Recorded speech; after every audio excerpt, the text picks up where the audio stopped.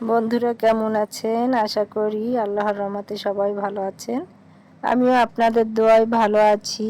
তো আজ রং চা বানিয়ে সন্ধ্যায় চা আর বিস্কিট দিয়ে নাস্তা করলাম। তো রং চা তেজপাতা দিয়ে বানিয়ে নিয়েছে ভাবি।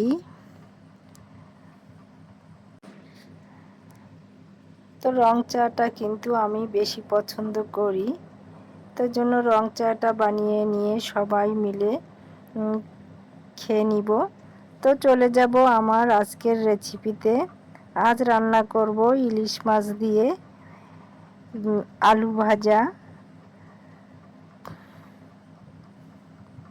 তো বন্ধুরা, যারা আমার ভিডিওটা দেখবেন শুরুতে একটা লাইক দিয়ে দেখা শুরু করবেন। আর যারা এখনো আমার চ্যানেলটি সাবস্ক্রাইব করেন নাই, তারা সাবস্ক্রাইব করে আমার পাশে থাকার অনুরোধ রইল। বন্ধুরা, চলে যাব রান্নার রেসিপিতে।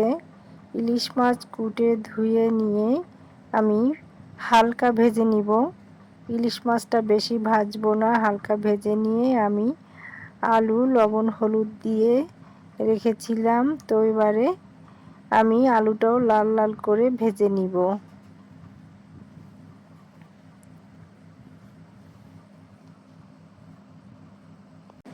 এবারে কড়াইয়ে পেঁয়াজ কুচি দিয়ে সাদা তেল দিয়ে আমি হালকা ভেজে নিব।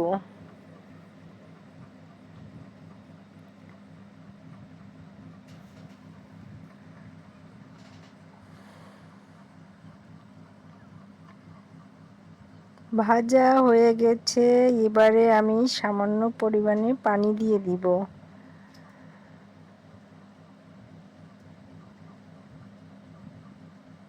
পানি দিয়ে এবারে আমি দিয়ে দিব পরিমাণ মতো হলুদের গুঁড়া, পরিমাণ মতো মরিচের গুঁড়া, পরিমাণ মতো জিরার গুঁড়া, স্বাদ মতো লবণ।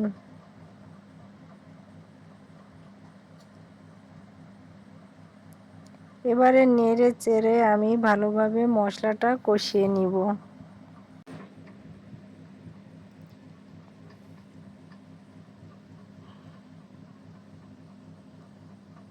ভালোভাবে মশলাটা কষিয়ে আমি ঝোলের পানি দিয়ে দিব।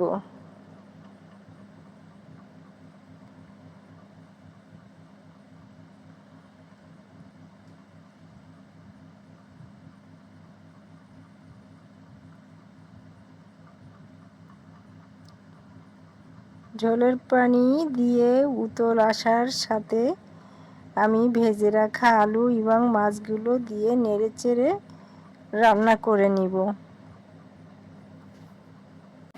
আবারও নেড়েচেড়ে আমার রান্নাটা হয়ে এসেছে। আমি রান্নাটা এবারে নামিয়ে নিব। তো বন্ধুরা, অনেক সুন্দর কালার এসেছে এবং খেতেও কিন্তু অনেক মজা হয়েছিল। ভালো থাকবেন, আল্লাহ হাফেজ।